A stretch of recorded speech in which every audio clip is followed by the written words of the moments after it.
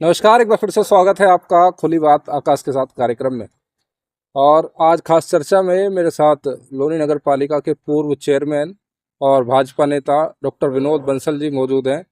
बहुत ही सरल और सौम्य स्वभाव के व्यक्ति हैं और लगातार जनता के बीच में रहकर काम करने के लिए जाने जाते हैं। आज बातचीत करते हैं डॉक्टर साहब से। डॉक्टर साहब, बहुत बहुत स्वागत है आपका। जी आकाश जी।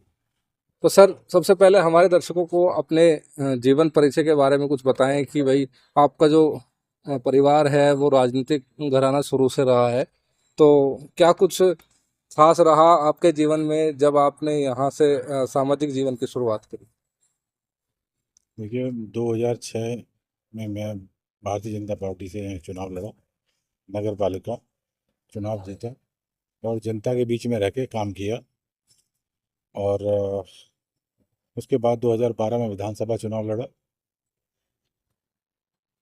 तो ये विचार कैसे आया आपको कि भाई आपको नगर पालिका का चुनाव लड़ना चाहिए? और खासकर मतलब भाजपा ही क्यों ज्वाइन की, जबकि भाजपा का तो उस समय सरकार भी नहीं थी या कुछ ऐसा भी नहीं था कि भाई बहुत ज्यादा क्रेज हो, तो आपने भाजपा को ही क्यों चुना और सामाजिक जीवन क्यों चुना?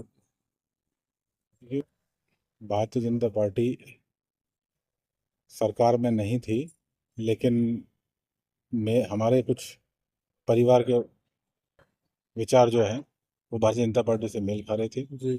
इसीलिए भारतीय जनता पार्टी के साथ हमने चुनाव लड़ा। मेरे परिवार, मेरे दादाजी, मेरे फादर लोनी के चेयरमैन रहे, उन्होंने लोनी के लिए काम किया और आज लोनी जानी भी उन्हीं के नाम से जाती है। जी। और लोगों की डिमांड थी, जनता ने डिमांड की और मुझसे बात की तो मैं भी तैयार हो गया चुनाव लड़ने के लिए।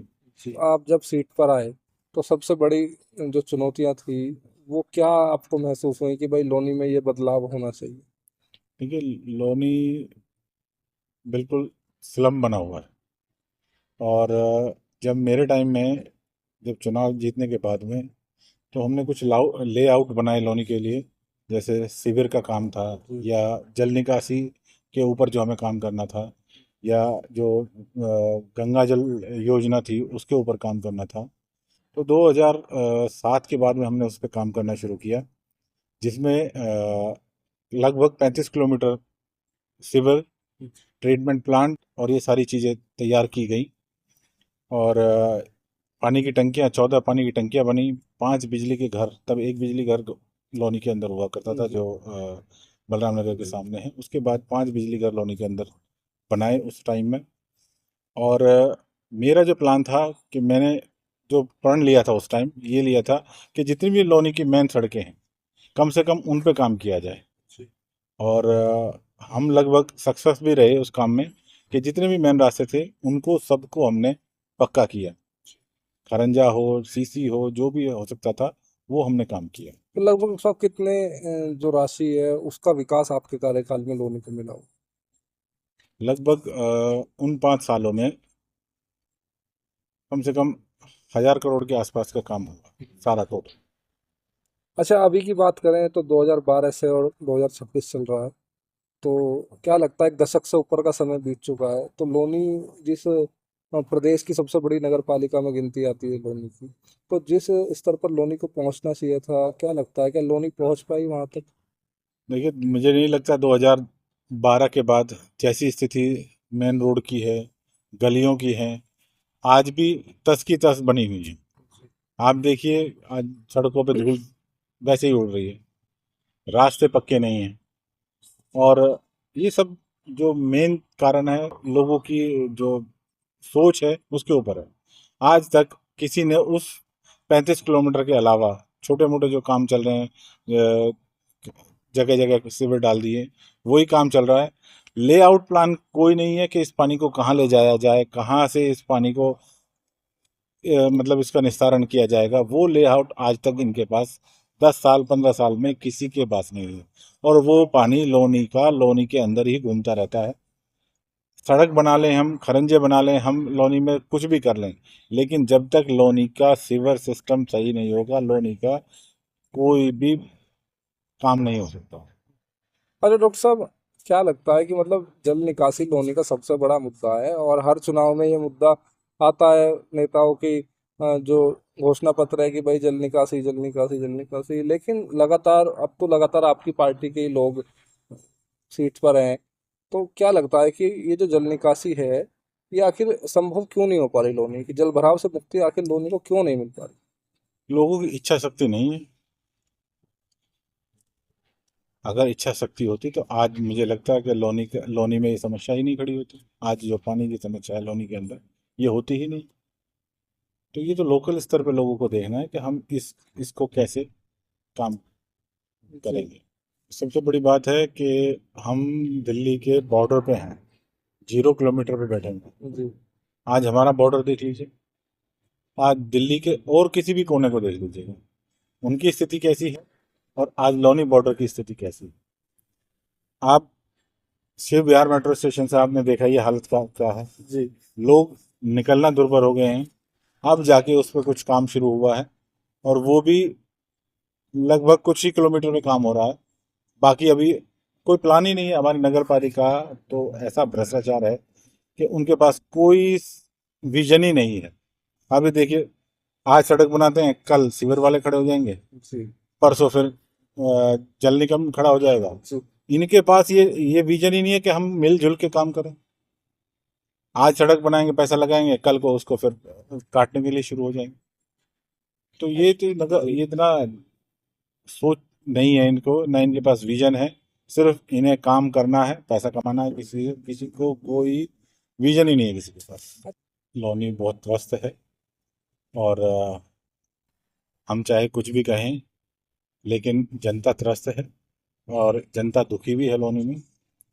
यहाँ से लोग अगर ऐसी स्थिति आगे भी रही तो पलायन करें। जी। देखिए डॉक्टर साहब ने एक बड़ी बात कही है कि अगर यही स्थिति बरकरार रही तो लोग पलायन करने को भी मजबूर हो ही रहे हैं, हो ही रहे हैं। अच्छा डॉक्टर साहब, क्या लगता है कि कमी जो है वो किसकी है कि जो लोग हैं वो पलायन को मजबूर हो रहे क्योंकि ये तो मैंने बताया ना अभी, ये लोकल स्तर पे है। हैं? जी जो लोग सिर्फ हवा बना के या ड्रामेबाजी करके लोनी को बहकाना चाहते हैं, वो काम चलेगा नहीं। काम इच्छा शक्ति से होगा। अगर हम शोर मचा के उल्टा सीधा शोर मचाएं, ये इतने का हो गया, इतना ये कर दिया, वो कर दिया, वो जब तक जमीन स्तर पर नहीं उतरेगा तब तक कुछ नहीं हो। ये लोनी को लंदन बनाने की बात कही जाती है बार बार, और 6,000 करोड़ के विकास के दावे भी आपने सुने ही होंगे। तो क्या लंदन का लय भी महसूस हो रहा है आपको लोनी में? लंदन तो नहीं, पर लवणासुर की लोनी महसूस होती है। जी। तो ये तो बार बार कहा जाता है कि लवणासुर की राजधानी थी और लोनी को परशुराम नगर बनाने की बात कही जा रही थी।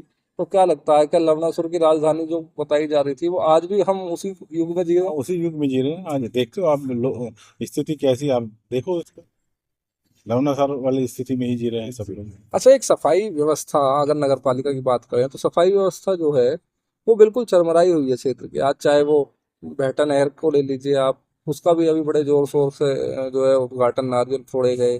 और चाहे शहरों की जो अंदरूनी डोर टू डोर कूड़ा कलेक्शन का काम है उसको देख लीजिए कि गाड़ियां एक दिन आती हैं 3 दिन नहीं आती। तो ये सब जो चीजें हैं, जो ये कमियां हैं, अव्यवस्थाएं हैं, तो इनको दूर करने का जो जिम्मेदारी जिन लोगों के पास है, तो क्या लगता है वो जिम्मेदारी पूरी क्यों नहीं हो पाती? ये सबसे बड़ी बात है कि जो नगर पालिका है, नगर पालिका के जो अधिकारी हैं, सबसे बड़ी कमी उन्हीं की है। आज लोनी जैसे प्रदूषण में नंबर बनाई है ना, जी ऐसे ही भ्रष्टाचार में नंबर बने। आज लोनी का जो सफाई को देख लीजिए, जगह जगह कूड़े पड़े हैं, कोई उठाने की व्यवस्था नहीं है। आप टेंडर देखिए, उसका टेंडर कितना हाई जा रहा है। जी अगर उसका 25% भी ये खर्च कर लें तो इतना कूड़ा नहीं दिखेगा ही नहीं। लेकिन इतना बड़ा भ्रष्टाचार लोनी के अंदर इन्होंने मचा रखा है अधिकारियों ने, जिसके ऊपर कोई बोलने को तैयार नहीं है। जो यहाँ के स्थानीय लोकल नेता हैं वो खुद लिप्त हैं इसमें।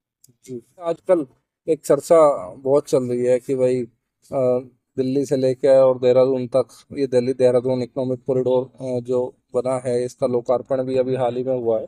तो इसको लेकर एक बड़ी चर्चा चल रही है कि भाई लोनी के विकास से इसको भी जोड़ा जा रहा है। तो क्या लगता है, क्या लोनी के विकास में इसका जो यहाँ के जो जिम्मेदार लोग हैं उनका कोई योगदान है इस कॉरिडोर को देखिए, लेकर? ये है केंद्र सरकार की योजना है। जी और ये दिल्ली से और देहरादून को जोड़ना है। जी तो ये केंद्र सरकार की योजना है, ये ना कि लोनी की है। जी।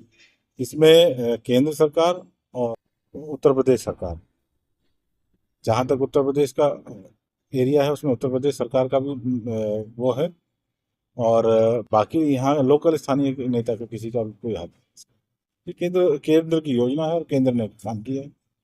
उन्हीं तो में राम राज्य की बात यहाँ करी जाती है, लेकिन लगातार जितनी भूमाफियाओं को लेकर के शिकायतें हैं या जो क्राइम की बात करें, तो क्या लगता है क्या राम राज्य वाकई जो कल्पना की जा रही थी वो साकार हो गई, या अभी तक कितनी आपको लगता है हो पाई है? नहीं, देखिए, राम राज्य की स्थिति तो ऐसी तो नहीं है, चाहे सपने में कुछ भी दिखा दें। जी।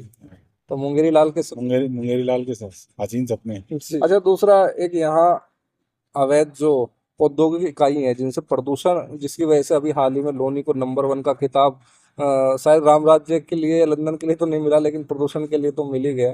तो अवैध फैक्ट्रियों का जो चलन है, क्या लगता है किसकी शय पर ये चीजें यहाँ पनप रही हैं कि जो बार बार प्रशासन कई बार कार्रवाई के नाम पर केवल खाना पूर्ति करता है और फिर वो चीजें वहीं की वहीं सुचारू हो जाती हैं? पॉल्यूशन का तो ऐसा स्तर है, आपने देख ही लिया है, सर्टिफिकेट भी भेज ही दिया है।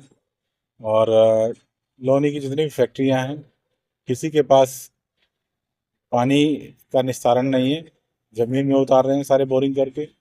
और ये सब उगाही का है, कुछ नेताओं का संरक्षण है, जिनके कारण ये फैक्ट्रियां चल। प्रशासन बोलता नहीं है, प्रशासन काम कर नहीं पा रहा है इसके ऊपर, क्योंकि संरक्षण है बहुत बड़ा। जी। जब आप किसी शहर में प्रवेश करते हैं तो उसकी जो एंट्री पॉइंट है उसको देख करके उसके जो आंतरिक ढांचा है उसका अंदाजा लगाया जा सकता है, लेकिन क्या लगता है कि लोनी का कोई भी बॉर्डर ऐसा है कि भाई एक खूबसूरत शहर या इसे दिल्ली से लगता हुआ शहर देख करके गर्व महसूस हो? देखिए, लोनी की एंट्री बॉर्डर से अगर आते हैं हम, या भोपुरा से आते हैं, तो आधे लोग देख कर वापस चले जाते हैं, रास्ते से वापस चले जाते हैं। आज आज ऐसी स्थिति है कि लोनी में जो मेन डॉक्टर, मतलब डॉक्टर्स जो हैं, जो अच्छे क्वालिफाइड डॉक्टर्स हैं, वो हैं ही नहीं, वो पहुंच ही नहीं पाते। जिस कारण कि रास्ते ठीक ना होने के कारण, एंट्री ठीक ना होने के कारण। और अभी कुछ मैंने अखबार में पढ़ा था कि दिल्ली गवर्नमेंट ने, रेखा गुप्ता जी ने एक लोनी को सौंदर्यकरण, मतलब बॉर्डर को सौंदर्यकरण के लिए अंडरपास दिया है। जी, गोल चक्कर और पर जो अंडरपास। मैं उन्हें बधाई देता हूँ कि उन्होंने लोनी के बारे में सोचा कि एक एंट्री को जाम फ्री किया जाए, तो बधाई की पात्र हैं। लेकिन कुछ लोग तो इसका भी श्रेय लोनी के लोगों को दे रहे हैं, कुछ और कुछ ले भी रहे हैं। मियाँ मृत्यु बन रहे हैं लोग, और अब वो बनते रहेंगे। जी। हाँ, उनका काम ही है। अच्छा, एक इको पार्क का यहाँ मुद्दा सबसे बड़ा जो है बातचीत करने के लायक है कि इको पार्क एक पहले लाल बाग में प्रस्तावित हुआ जो था, लेकिन उसके बाद वो कभी मंडोला में बनाने की बात करने जाने लगी, कभी बंथला में करी जाने लगी, लेकिन आज तक भी लोनी को जो इको पार्क मिलना चाहिए था वो मिल नहीं पाया। हाँ, ये काफ़ी टाइम से इसके बारे में, जैसे ये बलराम नगर के साइड में जो ज़मीन है, इसके ऊपर भी ऐसा सर्वे हुआ था, और इसको भी इको पार्क बनाने की कोशिश की गई थी। और वो धरातल पर उतरा ही नहीं, वो भी ऐसे ही हवा में उड़ गया। तो ये क्या कारण है कि ये सारी जो परियोजनाएं हैं ये सिर्फ हवा हवाई हो जाती अब परियोजनाएं आती हैं और चली जाती हैं, रोक नहीं कोई, मतलब कर पाता उसके ऊपर काम। है? कहीं ना कहीं इच्छा शक्ति की इच्छा कमी। शक्ति की कमी है। जी बिल्कुल। दूसरा, एक मेट्रो का भी विस्तार यहाँ आपसे बहुत पहले हो जाना चाहिए था, लेकिन आज तक भी, और शायद मुझे नहीं लगता आने वाले चुनाव तक भी, मेट्रो का जो लोनी की बात करें तो लोनी को अगर मेट्रो मिल जाए, तो जबकि ये जो मेट्रो है वो लोनी को अब से बहुत पहले मिल जानी चाहिए थी। दूसरा, यहाँ पहले बीच में एक बार डीटीसी बसें भी चलाई गई थी, लेकिन वो भी शायद बंद कर दी गई, जबकि बड़ौद से और कश्मीरी गेट तक आज बस चलाई जा रही हैं। कहीं ना कहीं जो राजकुमार सांगवान जी है वो वहाँ लेकर आए प्रोजेक्ट। तो यहाँ के लोगों को ऐसे शर्म क्यों नहीं आती कि भाई अपने क्षेत्र में भी तो कुछ लेकर आए, या सिर्फ जो बड़े बड़े जो वादे हैं वो मंच से और माइक से ही करने से क्या विकास संभव हो सकता है?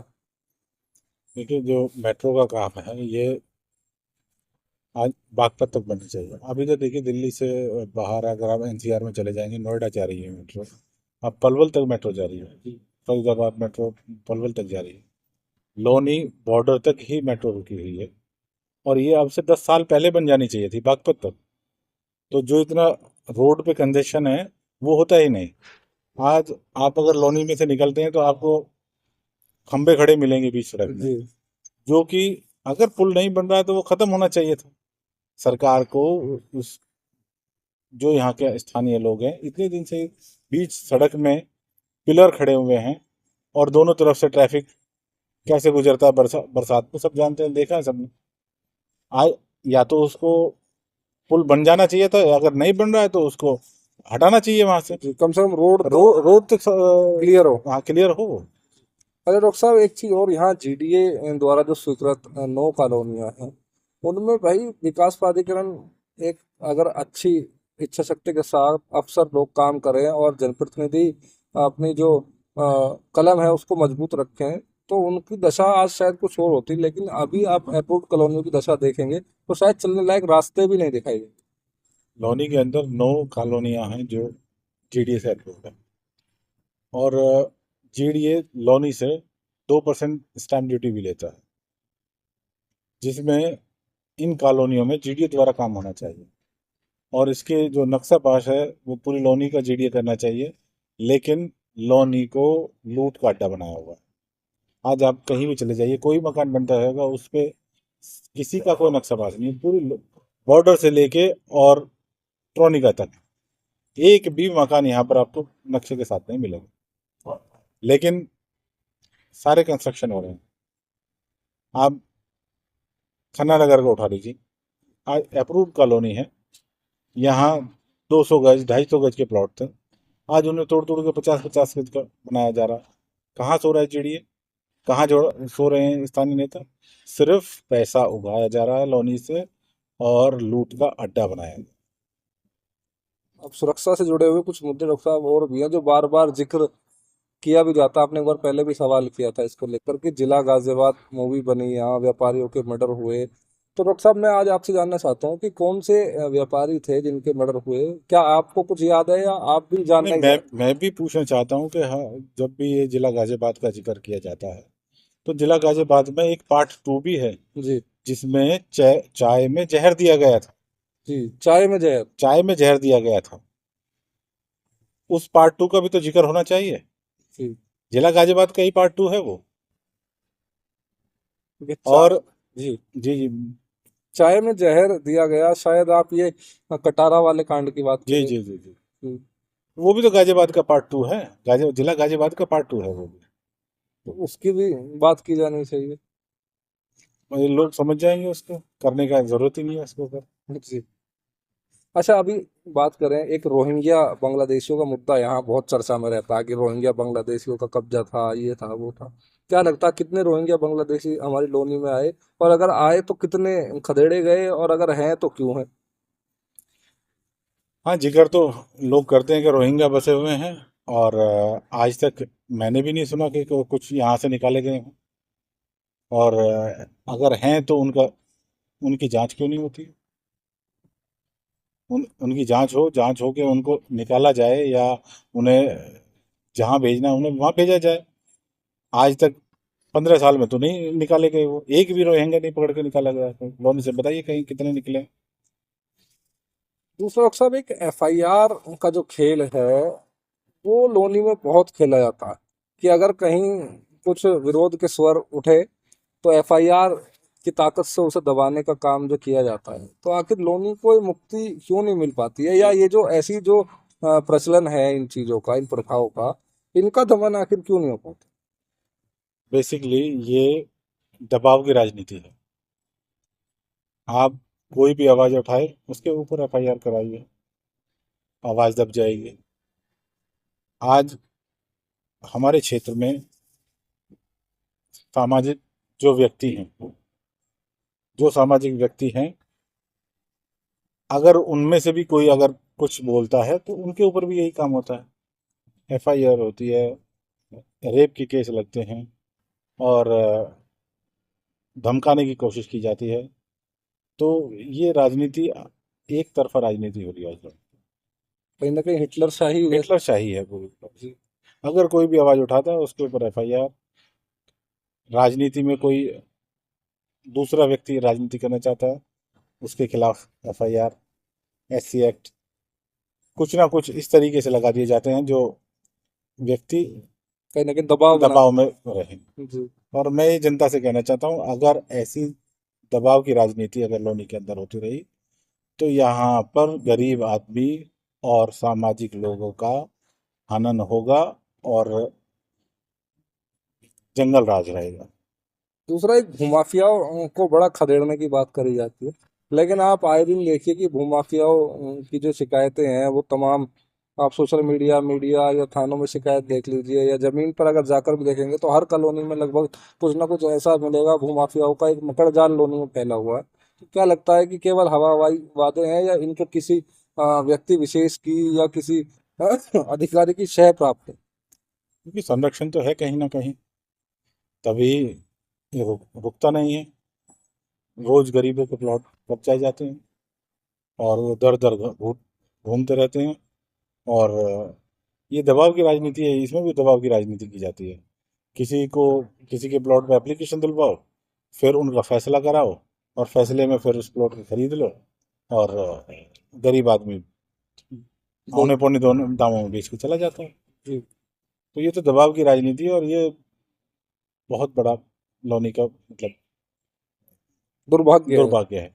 जी। चलते चलते आखिरी दौर में बेहटा नहर की बात कर लेते हैं कि अभी नहर का जो काम होना था उस पर, रोड पे सफाई का और पक्के होने का, उसको लेकर कुछ जो आधार है उनको लेकर के अभी नारियल भी फूटा था, लेकिन क्या लगता है, क्या नहर की सफाई प्रॉपर हो पा रही है? क्योंकि माननीय सांसद हमारे, उन्होंने ये शुरुआत की थी इसकी। और जहाँ तक है कुछ सड़क भी बनी है लेकिन अधूरा काम है। और मेरा मानना तो ये है कि ये नहर बहटा से साफ होके और पक्की करके इसके थ्रू भी पानी कुछ निकाला जा सकता है। जी। लेकिन इसका सौंदर्यीकरण हो, दोनों तरफ से इसके रोड बने और इसको पक्का करके दिल्ली की तरफ निकाला जाए तो काम हो सकता है। अगर इसकी हम रोज सफाई करा दें फिर कूड़ा डल जाएगा, लोग बार बार से लाके कूड़ा डाल देंगे, पानी फिर भरेगा गलियों में। जी। तो इसका तो पक्का काम पूरी तरीके से करना पड़ेगा, तभी इस तभी इसे समस्या का जो वहाँ निजात है वो मिल निजात मिल सकता है। पाए। अच्छा डॉक्टर साहब, 2027 आ रही है करीब, और आप भी जनप्रतिनिधि रहे हैं और लगातार पार्टी में काम किया है, तो क्या लगता है, क्या 2027 में विनोद बंसल भी दावेदारों की लिस्ट में अपने आप को देख रहे हैं? हाँ देखिए, चुनाव तो टिकट तो मांगेंगे और ये पार्टी के ऊपर डिपेंड करेगा कि देती है कि नहीं। जी। ये पार्टी के बड़े नेताओं का रह रहा है कि कॉलोनी में कुछ बदलाव चाहती है या नहीं। अपील क्या करना चाहेंगे 2027 को लेकर की जनता से? मैं जनता से यही अपील करूंगा कि लोनी में ऐसे नेता को चुने जो लोनी के लिए काम करे और लोनी की जितनी भी समस्याएं हैं उनको दूर करे। ये मेरी अपील रहेगी। क्या विजन रहेगा कि अगर आपको मौका मिला तो आप जनता के बीच क्या ऐसा देंगे जो अब तक नहीं मिल रहा? लोनी की जनता को भय मुक्त किया जाएगा और जो अधूरे काम छूटे हुए हैं, चाहे सीवर का हो, चाहे पानी की सप्लाई हो, या चाहे सड़कें हों, और जनता के साथ समन्वय बनाकर राजनीति करने का मन। जी। अच्छा, एक लास्ट सवाल मैं भूल गया था बीच में इसका जिक्र करना, कि चिकित्सा को लेकर के हमारे यहाँ क्या 50 बेड का एक अस्पताल काफी है? जिसको भी ऐसा कीर्तिमान बताया जाता है कि 50 बेड का इस अस्पताल बन गया, आईटीआई बन गई, डिग्री कॉलेज बन गया, तो क्या लगता है, क्या ये चीजें जनता ऊँट के मुंह में जीरे जैसी चीजें नहीं है? बिल्कुल, आज लोनी के अंदर राजकीय कॉलेज होना चाहिए जहाँ लोनी की बेटियां पढ़ सकें।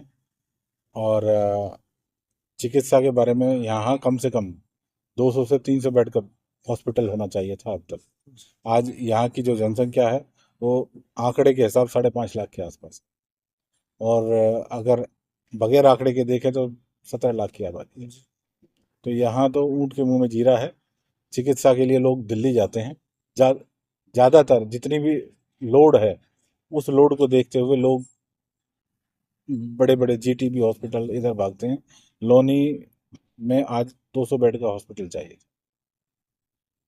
तभी। और छोटे छोटे हॉस्पिटल जो हैं ये पीएचसी, इनमें 25-25 बेड की कम से कम व्यवस्था की है। व्यवस्था की जाए। ठीक।